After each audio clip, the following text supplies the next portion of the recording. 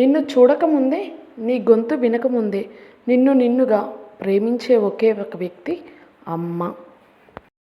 మధ్యతరగతి జీవితం అస్సలు బోరు కొట్టదు. ఎందుకంటే ఎప్పుడు ఏదో ఒక సమస్యతో జీవితం సగం ముగుస్తుంది.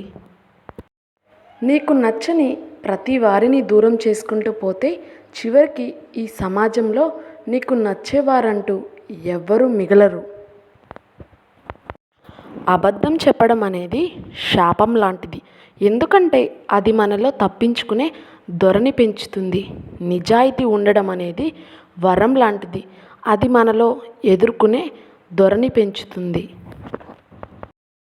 జీవితంలో మన అవసరానికి వాడుకునేవారు ఉండరు, కానీ వారి అవసరానికి వాడుకునేవారు చాలామంది ఉంటారు.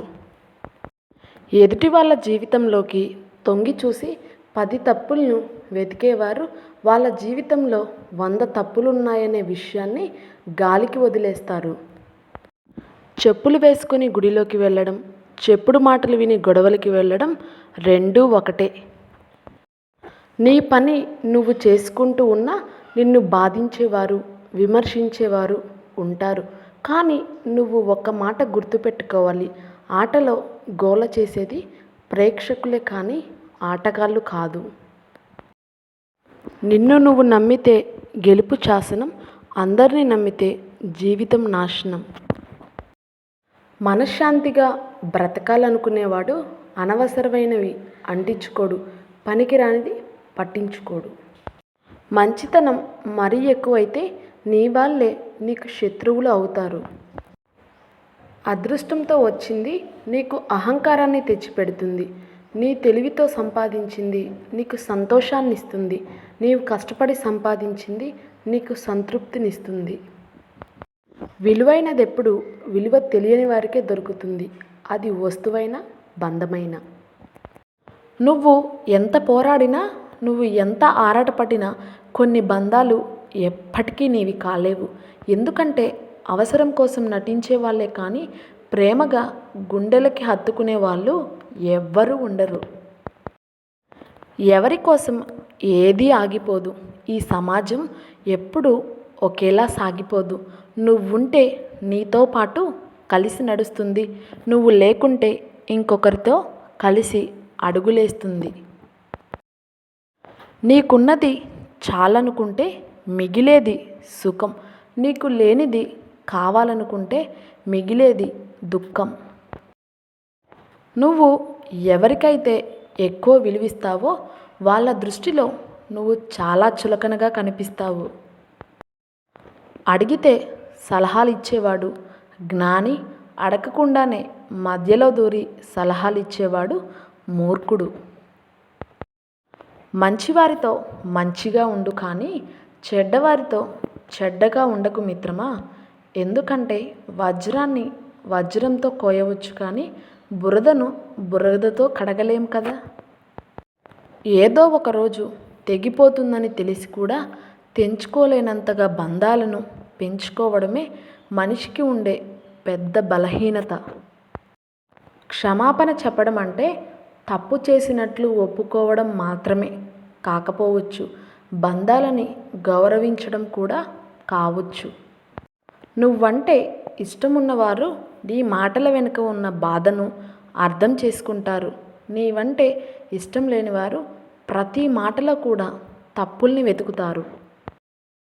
మనిషికి రోగాలు కుందేలులాగా వస్తాయి, తాబేలులాగా వెళతాయి. కానీ డబ్బులు మాత్రం తాబేలులాగా వస్తాయి, కుందేలులాగా వెళ్తాయి. జీవితంలో మీరేం కోరుకుంటారో అది దొరకదు. మీరు దేనికి అర్హులో అది మాత్రమే దొరుకుతుంది. మన మనస్సు ముక్కలైపోవడానికి పెద్ద పెద్ద గొడవలు అవసరం లేదు. మన అనుకునే వాళ్ళు వేరు చేసి మాట్లాడినా చాలు. సహాయం కోసం కోరే ప్రతి ఒక్కడు బిచ్చగాడు కాదు, కానీ సహాయం చేసే ప్రతి ఒక్కడు దేవుడే మిత్రమా. బ్రతకడానికి డబ్బెంత అవసరమో మన అని అనుకోవడానికి బంధాలు కూడా అంతే అవసరం.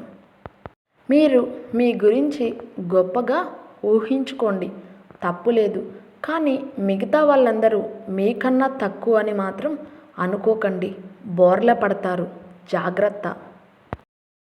ప్రతి నిమిషం విలువైనదే. విలువగా వాడుకుంటే అది నీ విలువను పెంచుతుంది. వృధా చేస్తే నీకు తెలియకుండా నిన్నే దిగజారుస్తుంది. రోజుని భయంతో కాకుండా ఏదో ఒకటి సాధిస్తా అన్న భరోసాతో ప్రారంభించండి. ఒకరితో మరొకరిని పోల్చడం తప్పు.